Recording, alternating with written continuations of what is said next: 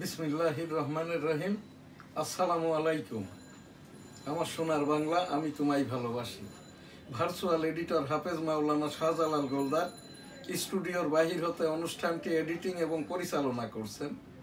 আজ আমার নিয়মিত উপস্থাপক না থাকার কারণে নিজেকেই উপস্থাপনা এবং www.dailynewsstar.com ইপিও আমি এম শাহজাহান আলী গোলদার, 1971 সালের রণাঙ্গনের 265 দিনের মুক্তিযোদ্ধা। আজ আমার সাথে আমার অ্যাসিস্ট্যান্ট এডিটর আইটি হাফেজ মাওলানা রিফাত আহমেদ ক্যামেরার সাথে আছে।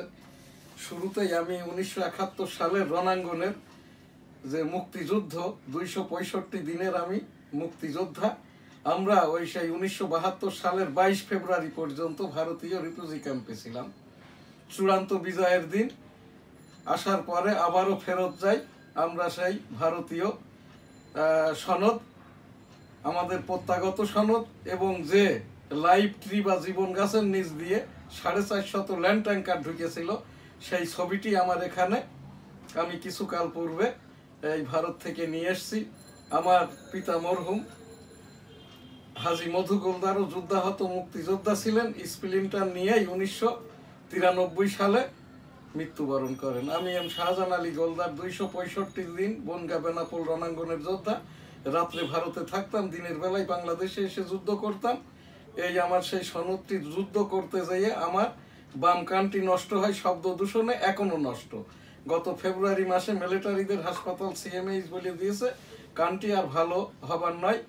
এখন এই যে আমার চোখটিও নষ্ট। কোনো দানবীর যদি দান ধান করেন, আমি আমার চিকিৎসাটা করাইতে পারি।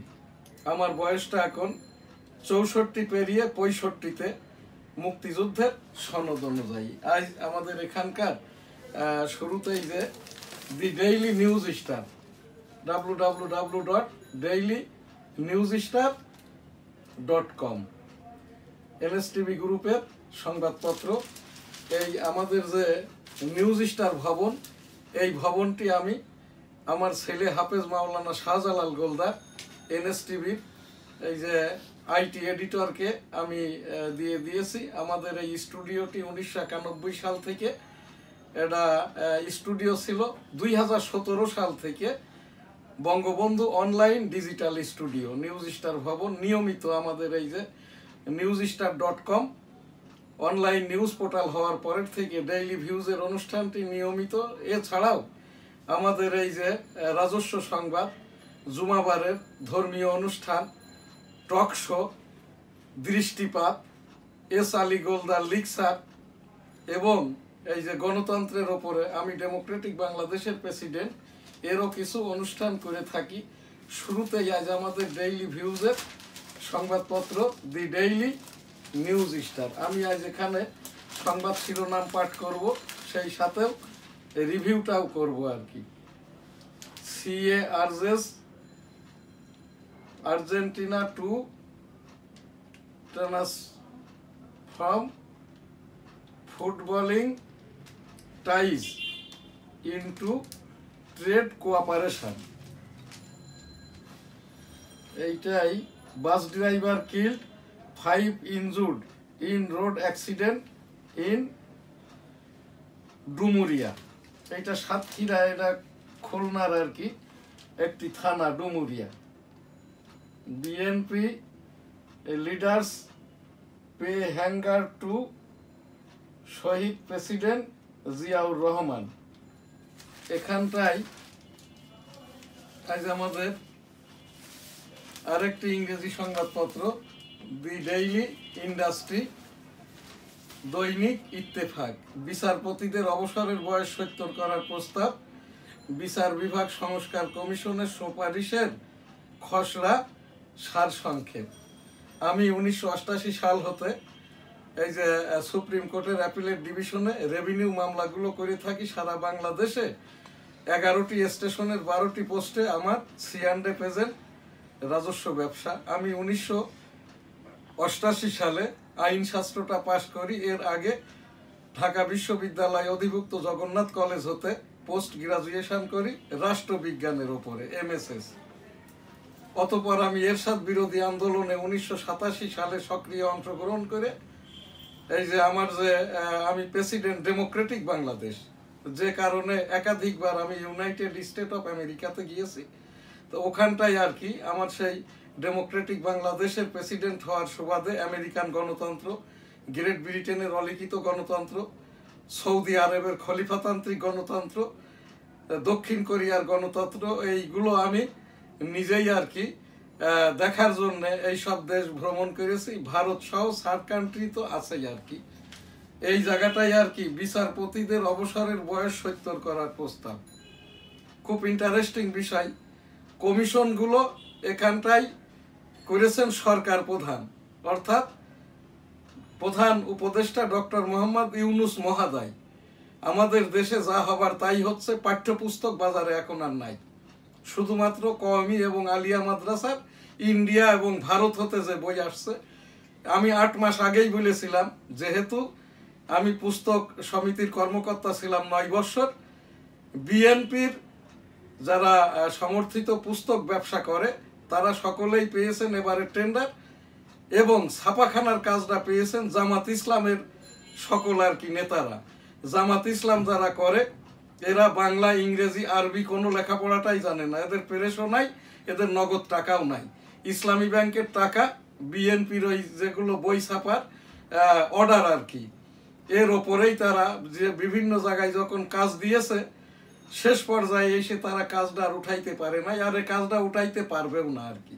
ওই বিএনপির সময় একবার যেমন বইয়ের সংকট হয়েছিল, আর এবার তো বই আসলে পাবেই না। আর বই পেয়েও লাভ কি? এখন তো ছেলে পিলেরা, ছেলে মেয়েদের গার্জিয়ানরা অটো পাস চাই, লেখাপড়া না করেই আর কি তারা ওই এসএসসি, এইচএসসি, ডিগ্রি, অনার্স, ডাক্তারি, ইঞ্জিনিয়ারিং সনদ চাই এবং বিসিএস, পিএসসির চাকরি চাই। এখানে পাত্র পাত্রীদের বাবারাও সেইটা চাই। আমার এখান থেকে একটি উপস্থাপনা, যারা সন্তানদের গার্জিয়ান তারা দয়া করে আর কি আপনার সন্তান ছেলে মেয়েদের খোঁজ খবরটা নেন, তাদেরকে স্কুলে পাঠান, পড়তে বলেন, আর শিক্ষকদেরকে বলেন আর কি বই পুস্তক আমাদের দরকার নাই, তোমরা ক্লাসে সিলেবাস পড়িয়ে ক্লাস থেকেই লেখাপড়াটা শেষ করিয়ে দাও। গ্রেট ব্রিটেনের মতো, আমেরিকার মতো, সৌদি আরবের মতো, আমাদের পাশের দেশ ভারতের ইংলিশ মিডিয়াম, ইংলিশ ভার্সনের মতো, এদের কোনো বই পুস্তক লাগে না, কোচিং করা লাগে না, ক্লাস থেকেই পড়িয়ে দেওয়া হয়। আমি ডক্টর মোহাম্মদ ইউনুস মহোদয় বরাবর উপস্থাপন করছি, যেহেতু আমাদের সব উপদেষ্টাগুলোই অথর্ব এবং এনজিও ব্যবসাটা করে, এই জায়গাটাই আর কি। বই কবে পাওয়া যাবে তার নিশ্চয়তাও নাই, এ নিয়ে কারোর কোনো কথাবার্তাটাও নাই। আমি এনএসটিভির টেবিল থেকে একজন পুস্তক ব্যবসায়ী হিসেবে, আমি বাংলার 21 পত্রিকার সম্পাদক হিসাবে, আমি একজন সাংবাদিক হিসাবে আমি এখানটাই উপস্থাপনা করছি। শিক্ষকরা আপনারা সিলেবাস দেখে দেখে পাঠদান করে ক্লাসেই পাঠদান করুন, ক্লাসেই পরীক্ষাটা নিন, এর মাধ্যম দিয়েই আমাদের এই সন্তানাদি নাতিপুতিদেরকে শিক্ষা জীবনটাকে, মেধাটাকে নষ্ট করবেন না। আমি শিক্ষকদের বলছি, এখানে যেহেতু আমাদের উপযুক্ত অনুপযুক্ত কোনো প্রকারেরই শিক্ষা উপদেষ্টা নাই আর কি, মাননীয় প্রধান উপদেষ্টা ডক্টর মোহাম্মদ ইউনুস মহোদয় বরাবর, মাননীয় রাষ্ট্রপতি বরাবর উপস্থাপনা, বিচারপতিদের অবসরে যাওয়ার বয়স 70 করার প্রস্তাব। এই যে কমিশনার, এখন কি আমাদের এই দুর্দশা হয়েছে যে ওই ক্লাস টিচারের আন্ডারে হেডমাস্টার, ক্লাস টিচারের ওই যে প্রভোস্টের আন্ডারে হচ্ছে ডিপার্টমেন্ট চেয়ারম্যান, ডিপার্টমেন্ট চেয়ারম্যানের আন্ডারে ভাইস চ্যান্সেলর। ঠিকই আছে, যেমন ঢাকা বিশ্ববিদ্যালয়ের ভাইস চ্যান্সেলর, এই যে সারা বাংলাদেশের বিশ্ববিদ্যালয়গুলোর যিনি চ্যান্সেলর, মাননীয় রাষ্ট্রপতিকে বৃদ্ধাঙ্গুল দেখিয়ে ঝাঁপ দিয়ে বসে গেছে।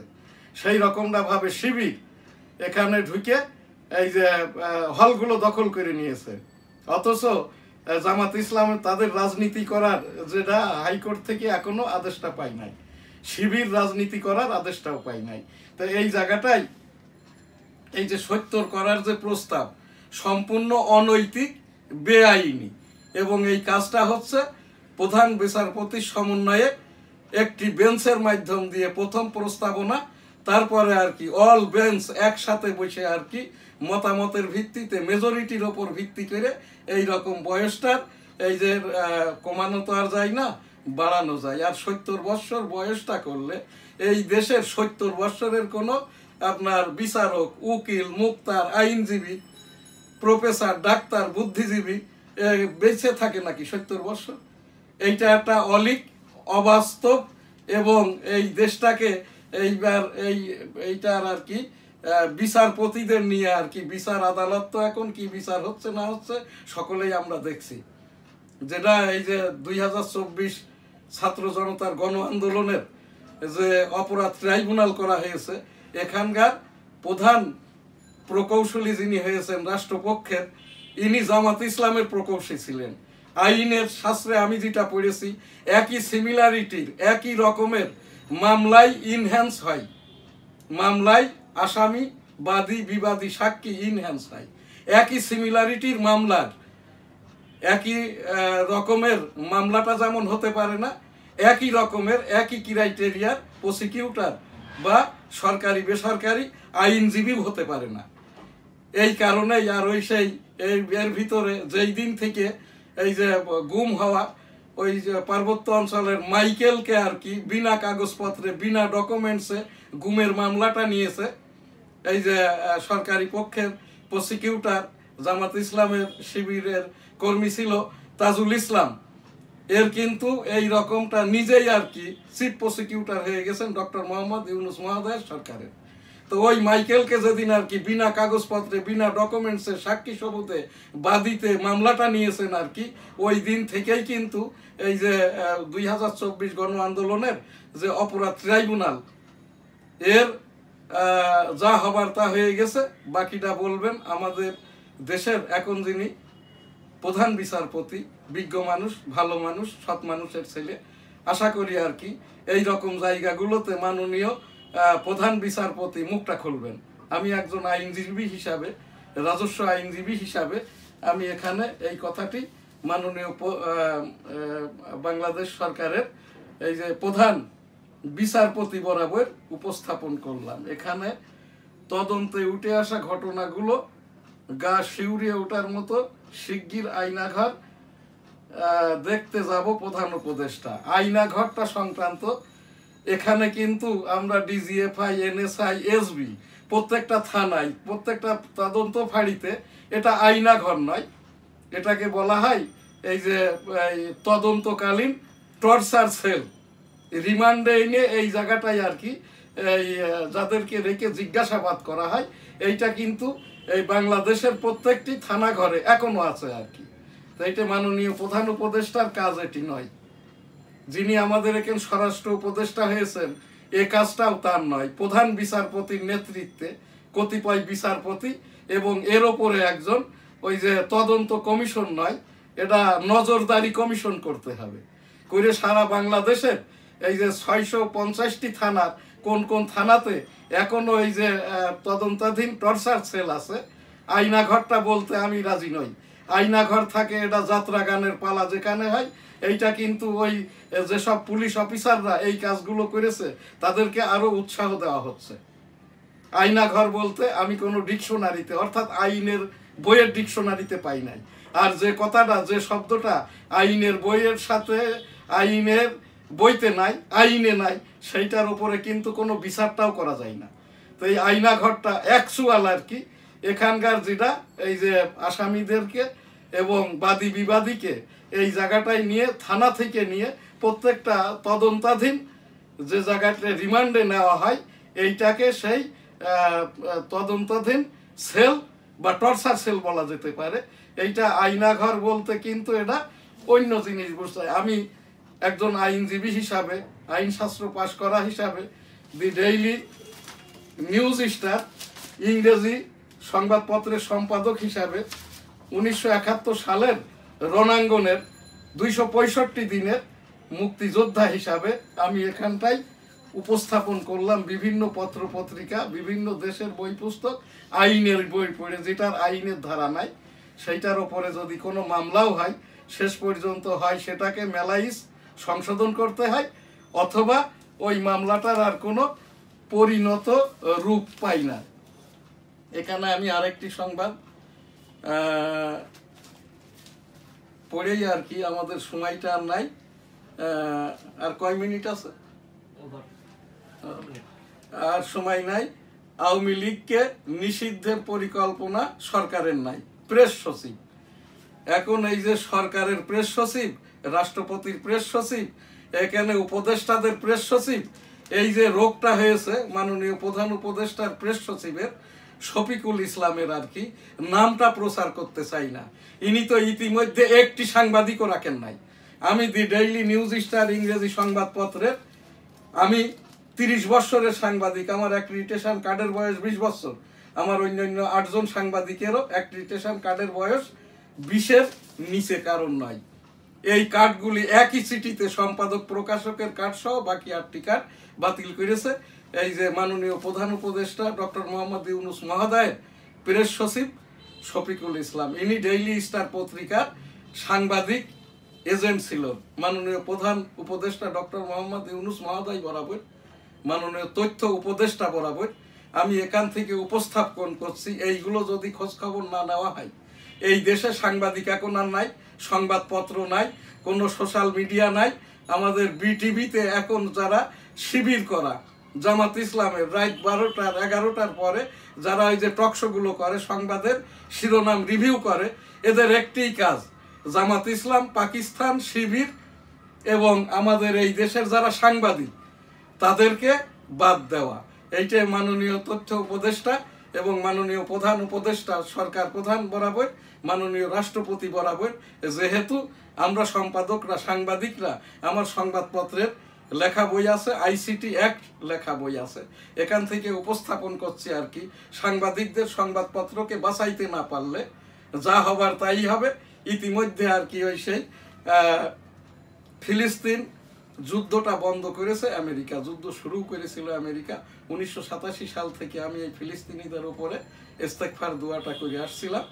যারা অসুস্থ অবস্থায় দিনাতিপাত করছে রাব্বুল আলামিন সেই ফিলিস্তিনিদের দূরতালয়ে সুস্থ করে দিন, আমিন। যারা মৃত্যুবরণ করেছে জান্নাত দান করুন। 1971 সালের রণাঙ্গনের আমি একজন মুক্তিযোদ্ধা, আমার উপস্থাপনা 1971 সালের রণাঙ্গন মুক্তিযুদ্ধ, মুক্তিযোদ্ধাদের মর্যাদার সেটেলমেন্ট প্রত্যাশা করছি। সকলে ভালো থাকবেন, সুস্থ থাকবেন, পাশের জনকে ভালো রাখবেন। আলহামদুলিল্লাহ, আল্লাহ হাফেজ। আমার সোনার বাংলা, আমি তোমায় ভালোবাসি।